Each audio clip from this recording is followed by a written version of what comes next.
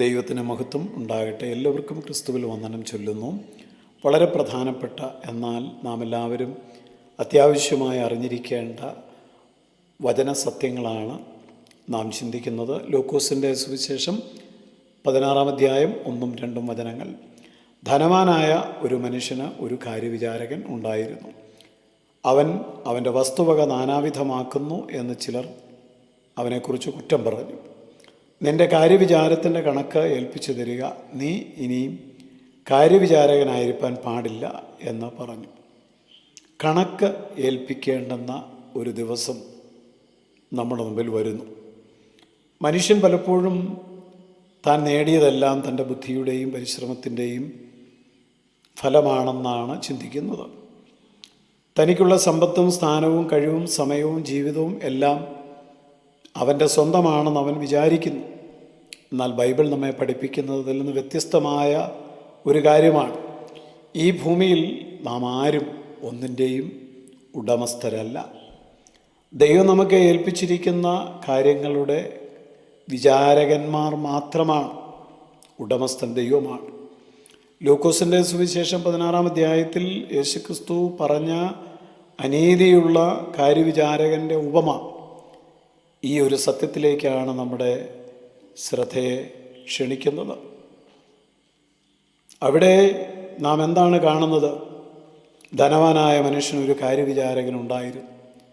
യജമാനൻ്റെ സ്വത്തുക്കൾ സംരക്ഷിക്കുകയും അത് പരിപാലിക്കുകയും ചെയ്യുക എന്നതായിരുന്നു അവൻ്റെ ഉത്തരവാദിത്വം.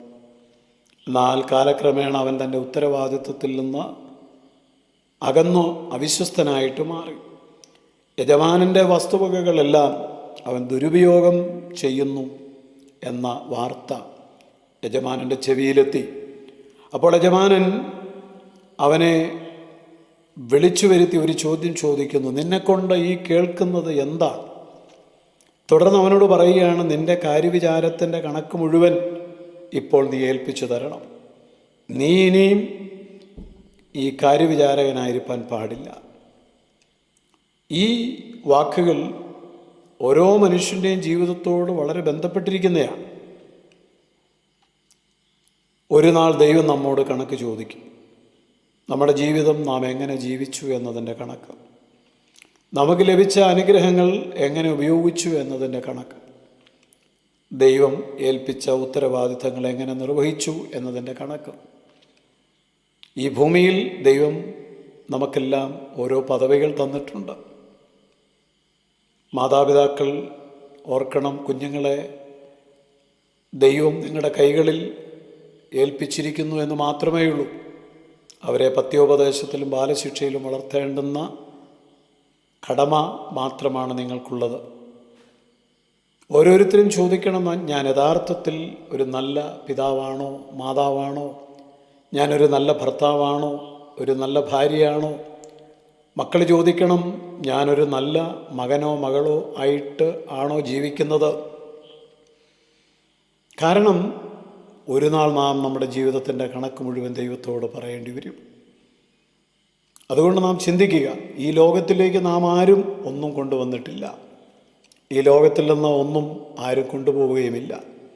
എന്നിട്ടും പലപ്പോഴും പലരുടെയും ജീവിതം അവരനുഭവിക്കുന്നത് മുഴുവൻ അവരുടെ സ്വന്തമാണെന്ന ചിന്തയിലാണ്. എല്ലാറ്റിൻ്റെയും ഉടമസ്ഥർ അവരാണെന്നുള്ള മനോഭാവത്തോടെയാണ് അവർ ജീവിക്കുന്നത്. എൻ്റെ വീട്, എൻ്റെ സമ്പത്ത്, എൻ്റെ കുടുംബം, എൻ്റെ കഴിവ്, എൻ്റെ സമയം, എൻ്റെ വിദ്യാഭ്യാസം എന്നിങ്ങനെ എല്ലാറ്റിൻ്റെ മേലും എൻ്റേത് എന്നുള്ള മുദ്ര അവർ പതിപ്പിക്കുകയാണ്. ഇവയെല്ലാം ദൈവത്തിൻ്റെ ദാനങ്ങളാണെന്ന് പലപ്പോഴും മറന്നു പോകുന്നു. അവൻ നമുക്ക് കുറേ കാലത്തേക്ക് ഏൽപ്പിച്ചിരിക്കുന്ന ഉത്തരവാദിത്തങ്ങളും ദാനങ്ങളും മാത്രമാണ് ഇതൊക്കെ. ദൈവം ഓരോരുത്തർക്കും അവരവരുടെ പ്രാപ്തിക്കൊത്തവണ്ണം പലതും നൽകിയിട്ടുണ്ട്.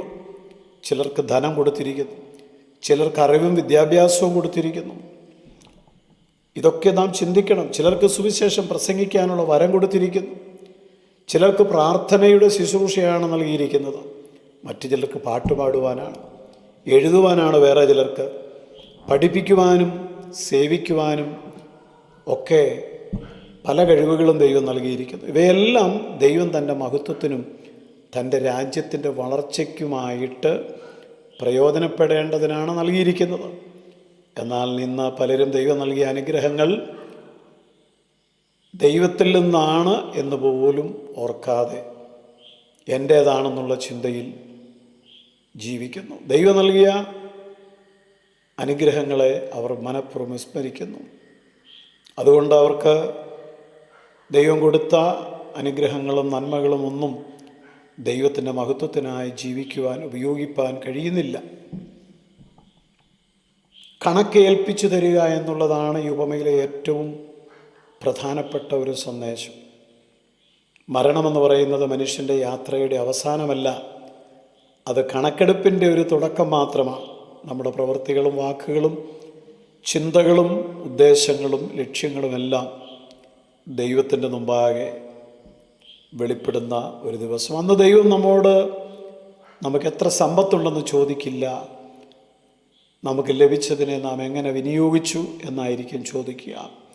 എത്ര വർഷം ജീവിച്ചു എന്ന് ചോദിക്കത്തില്ല, ജീവിച്ച വർഷങ്ങൾ എങ്ങനെയാണ് ചെലവഴിച്ചത് എന്നായിരിക്കും ചോദിക്കുക. എത്ര കഴിവുകൾ ഉണ്ടെന്ന് ചോദിക്കത്തില്ല, ആ കഴിവുകളെല്ലാം ദൈവത്തിന് വേണ്ടി ഉപയോഗിച്ചു എന്നായിരിക്കും ചോദിക്കുന്നത്. അതുകൊണ്ട്